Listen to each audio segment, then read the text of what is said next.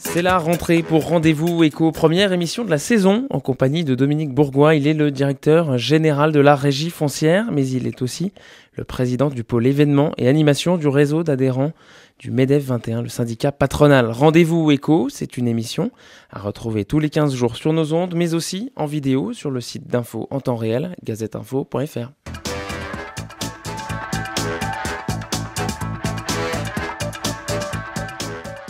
Dominique Bourgois, bonjour. Merci d'avoir accepté mon invitation. Bonjour. Le MEDEF 21 organise mardi prochain sa 5e université d'été à Dijon avec un thème ambitieux, réconcilier. Mais en fait, vous voulez réconcilier qui ? À tous ceux qui sont dans la discorde, tous ceux qui ont des différences, tous ceux qui ont besoin de se parler, de se comprendre et de mieux s'accepter. Un événement, donc 5e édition, qui regroupe des invités avec des intervenants de renom. Il y a Alain Afflelou, des optiques du même nom, Marc Lièvremont, ancien joueur de rugby, mais aussi des Bourguignons, Alain Bonin. Il y a le président de l'Université de Bourgogne, Berthier Robert, rédacteur en chef du journal du Palais, un journal économique. Quel est leur point commun finalement à tous ces invités qui viennent débattre ? Sans oublier les femmes aussi, Agnès Verdier-Molinet, Véronique Poulain, etc. On a essayé de faire de la parité aussi. Leur point commun alors finalement ? C'est justement, c'est leurs différences, c'est leur vécu très, très divers, très variés, très riches. C'est des expériences de vie qui vont se confronter et qui vont essayer de trouver des points communs justement dans les concepts de réconciliation. Parce que le programme donc, de cette université d'été, racontez-nous ce qui va se passer donc, mardi prochain à Dijon. Ça va débuter à 14h. Globalement, c'est une tranche qui occupe l'après-midi, 14h, 19h, 19h30. Et à cette occasion, donc, il y a 2 tables rondes qui seront animées par des intervenants donc, qui seront pris parmi la liste des invités. 2 tables rondes, une conférence économique et pour conclure, une conférence plénière qui sera elle animée par Nicolas Bétou.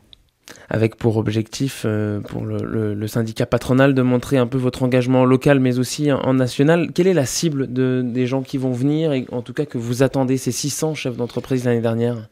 Oui, c'est ça. Donc, on a à peu près le même nombre d'inscrits pour cette année.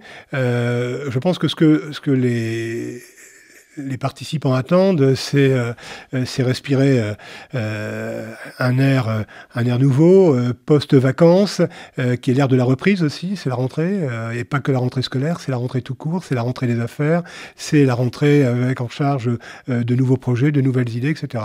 Et je pense que les participants viennent se rafraîchir en écoutant les autres. Prendre de la hauteur peut-être aussi ? Prendre de la hauteur, absolument. Et puis tenter de trouver le juste chemin et la bonne lumière. Parce que finalement, ces intervenants vont pouvoir nous raconter peut-être leur point de vue, mais vont aussi échanger leurs points de vue qui sont bien entendu divergents et essayer d'avoir un débat productif forcément. Sans aucun doute. Le lieu, donc, à quel endroit vont se passer ces universités d'été ? À l'ESC Dijon.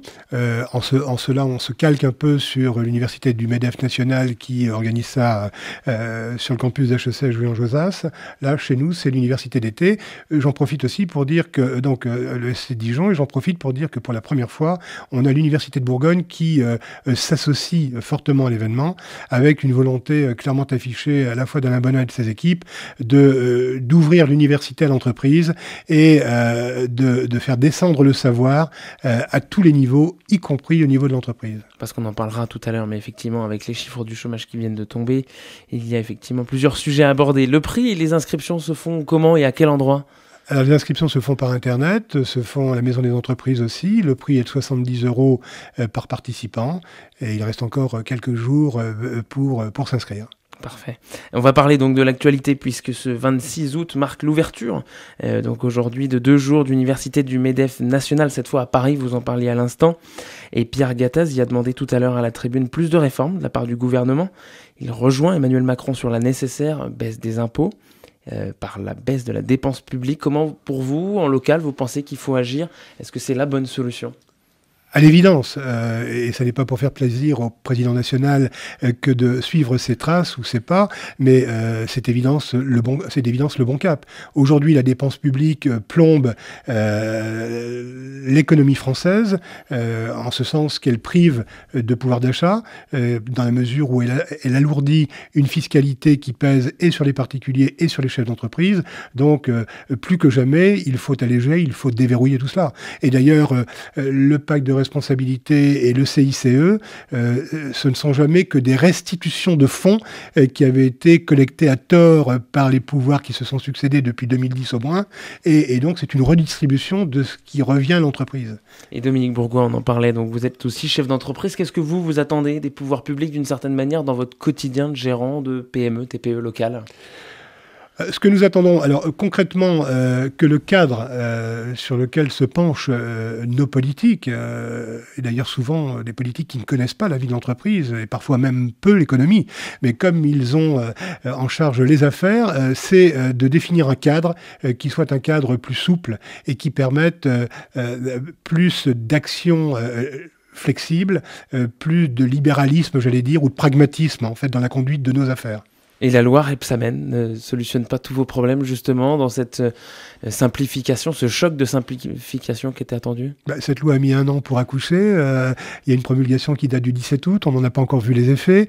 Ce que je pense, pour l'avoir lu rapidement, je le concède, c'est qu'en fait, c'est un espèce de remix de certaines dispositions du Code du travail qui datent de 10-15 ans. Enfin, j'ai pas l'impression que y ait de grands bouleversements, ou en tout cas marginalement. On parle de l'apprentissage et accessoirement de certaines constitutions nouvelles, création de comités paritaires régionaux pour représenter les plus humbles, mais ça n'a pas d'intérêt. Les plus humbles peuvent être représentés dès maintenant en venant notamment frapper la porte du MEDEF qui saura les accompagner. Et j'en profite pour rappeler que le MEDEF, contrairement à ce qui se dit ici ou là, ce n'est pas le CAC 40. Le MEDEF, c'est en France 750 000 entreprises adhérentes, plus d'une dizaine de branches de professionnels, et dans ces 750 000, 90% d'entreprises, de TPE, de PME de moins de 50 salariés. On est loin de ce qu'on pense que le MEDEF, c'est le CAC 40 finalement. Absolument. Et dans tous les cas, moi je réaffirme que une entreprise sans salariés peut parfaitement venir nous voir et qu'elle sera supportée, épaulée, aidée, conduite, assistée comme une entreprise de 50 et plus. Pierre Gattaz demandait tout à l'heure aussi à la tribune plus d'action de la part du gouvernement et disait qu'on avait perdu suffisamment de temps. Vous pensez aussi qu'il faut agir le plus vite possible pour sauver l'emploi ? À l'évidence, oui. Je pense que le temps de la réforme qui a déjà été annoncé, le slogan de Hollande, c'était « le changement, c'est maintenant ». Je suis désolé, le changement, on l'attend encore, parce que la réforme, ça doit être maintenant. Et la fenêtre de tir pour réformer est très courte, puisque le temps court. L'actualité économique, c'est aussi les chiffres du chômage qui sont tombés il y a quelques instants, à tout juste 18h. On annonce une baisse très légère de moins 0,1% dans la catégorie A, moins 0,7% chez les jeunes. En Bourgogne, c'est moins 0,5%. Un léger tassement de la hausse, si ce n'est presque une baisse en l'occurrence. Mais sur 16 mois, c'est 200 000 personnes supplémentaires qui ont poussé la porte du Pôle emploi. Qu'est-ce que vous en dites de tout ça ? C'est bien. Toute création d'emploi en soi est à recevoir avec grande satisfaction. Toute baisse du chômage aussi. Maintenant, moi, je reste circonspect. On sait qu'on a une croissance qui n'est pas celle qui est attendue, en tout cas qui a été annoncée ou qui est dans les prévisions. Et on sait le lien entre la croissance et l'emploi. Absolument. Et donc, je me demande si ces chiffres reflètent une réalité économique ou alors au contraire s'il s'agit d'un artifice comptable. Je ne sais pas. En tout cas, toute création d'emploi et toute réduction du chômage est la bienvenue. On va être un peu dur, mais est-ce que finalement le remplacement du ministre démissionnaire et nouveau maire de Dijon sera la solution selon vous ? Quelle est l'opinion sur, ou en tout cas celui du MEDEF ? Pierre Gattaz demandait que ce soit Emmanuel Macron qui puisse rejoindre le ministre du Travail. Qu'est-ce que vous en pensez ? Est-ce que c'est une histoire d'homme ou pas ? À titre personnel, je pense que François Rebsamen était probablement l'homme du consensus, celui qui avait l'oreille et l'attention des syndicats salariés. Emmanuel Macron me semble peut-être un peu moins consensuel, en tout cas avec une autre méthode de management, un peu plus directif et probablement plus tranché sur certaines positions, moins dogmatique. Plus libéral. Plus libéral, social et libéral. Merci Dominique Bourgoin d'être venu nous voir. Vous êtes donc le président du pôle événements et animation du réseau d'adhérents du MEDEF 21. Vous contribuez à l'organisation des 5e universités d'été à Dijon. Ce sera mardi. Vous pouvez encore vous inscrire. Vous étiez l'invité du rendez-vous Écho. C'est une émission à retrouver dès demain en vidéo sur le site internet gazetteinfo.fr et en podcast sur rcf.fr. Une émission en partenariat avec Barbershop Studio, agence de communication web et vidéo.